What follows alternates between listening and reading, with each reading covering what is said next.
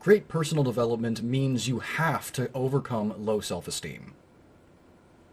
So lots of things impact self-esteem or low self-esteem.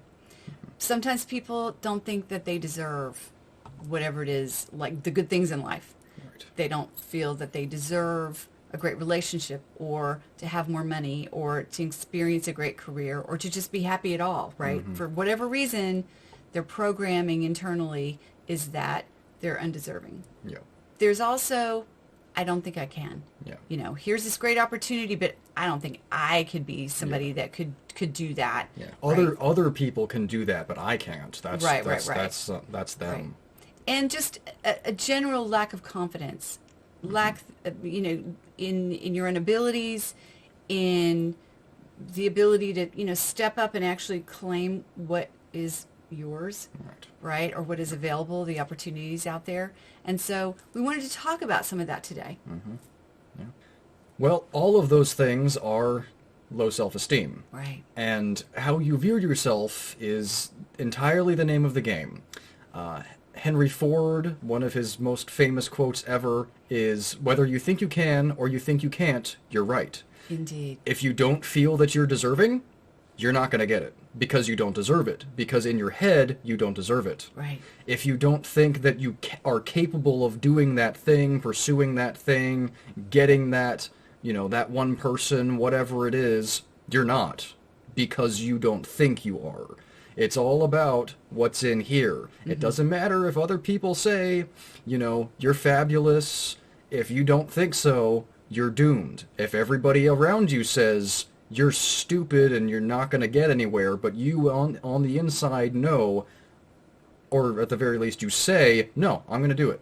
Right. This is happening because I'm going to make it happen. Then more likely than not, if you're smart about it and you learn the things required in order to be successful at the thing, you're probably going to be successful if your attitude is, I'm going to succeed. Right. No matter what. Right. And here's the other thing too. It's not just about what you think with your mind. It's what you kind of like believe on the inside, right? The subconscious mind has a huge amount to do with this. So It's very we powerful. might try to convince ourselves that we are deserving, or we might try to convince ourselves that we're confident or that we can. But if we have doubts inside, like deep down inside, sometimes we don't even recognize them ourselves. It's true. Those are the ones we're talking about here. You have to believe it on all levels, right? You have to believe it on all levels. Yeah. So what you say to yourself really does matter. So a way to increase self-esteem almost immediately, like one of the quickest ways to increase self-esteem, is to pay attention to, like listen to yourself. Listen to the things that come out of your mouth. Right? Yeah, listen to the words that you speak to other people, and even to yourself. Like, what do you say to yourself when you're just by yourself? Yeah. Right? How do you feel about yourself when you're by yourself? Exactly. It's huge. So I learned a long time ago that two of the most important words in the English language are the words I am. Okay? And when you say the words I am, what you're declaring is who you are. It's who you are on every level. It's who you are as a person, as a potential. It's like they're almost like sacred words, if you will, okay? So what you put after I am, or the contraction I'm, can like massively influences your self-confidence, your self-esteem, and all those things, right? And if you're skeptical about that, what happens when you say, I'm stupid? Right. That's a very obvious one that most people it will impact, even if some of these other ones it doesn't feel as strong. That one's just like, you can feel it inside. it's crushing. You cringe. Yeah. Right? If you're really paying It attention. felt uncomfortable just saying it as and the you example. shouldn't, right? Exactly. You should never say You that. should So not we're gonna rewind. Put it back in his mouth, right? Don't say it. Never say that. I always say, like, never put the word sorry after the words I am, right? People say it all the time. I am followed by the word sorry. I am followed by the word sorry. They apologize for everything in the world. Most of which, it's not even their responsibility. Yeah. They apologize for but stuff that just happens. It's habitual. Yeah. Right? We've just been taught to say those words, I am followed by the word sorry. No. Can you apologize for things? Absolutely. I But apologize is a is- perfectly valid way to do that Yeah. without making the nastiness come out. Yeah, so you really pay attention to the word that you follow I am with, right? So you never want to say I am followed by the word sick. You could say I don't feel well, right? You like I am followed by the word broke. That's not good either. Yeah, because right? that's just telling your head. That's just telling you yourself. Here's where I am. This is Here's where where I I'm am. staying. This is what I'm at. This is And it's my never going to existence change. now. Exactly. Yeah. You're like shouting to the world Yeah. and your own subconscious mind because it listens to absolutely everything that you say. Yeah.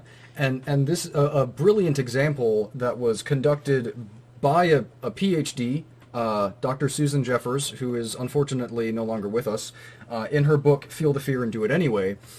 One of the things that she did, I'm not sure exactly the timeline of things, but aside from the books, she also taught workshops based on the same material.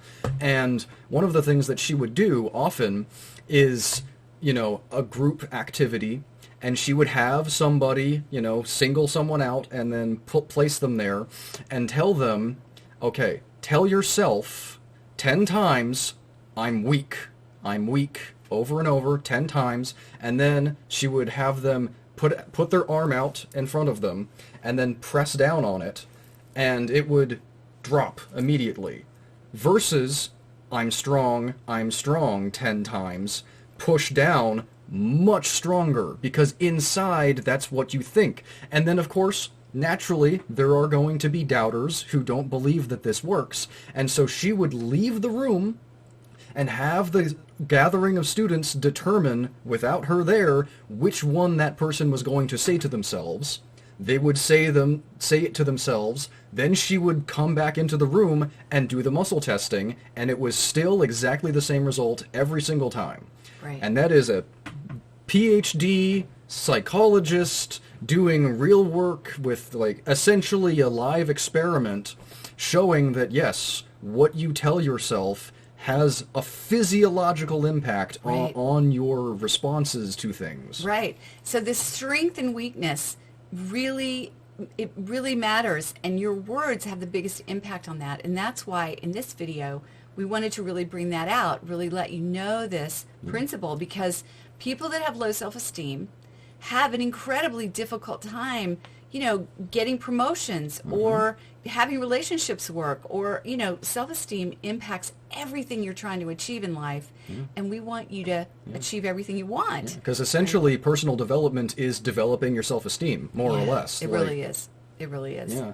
So I'm excited to see where you go now that you're going to start paying attention to the things that you say to yourself and about yourself. Indeed. And if you feel like sharing and you try this experiment where you listen to yourself and you're like, oh no, I can't believe I say that all day, right? Yeah. So then, put some comments. You don't have to say what you've been saying to yourself, but, Right. but you can Yeah. talk about it in the comments. Like, when you reflect on this, what is it illuminating for you? Exactly. So if you have anything like that, leave a comment.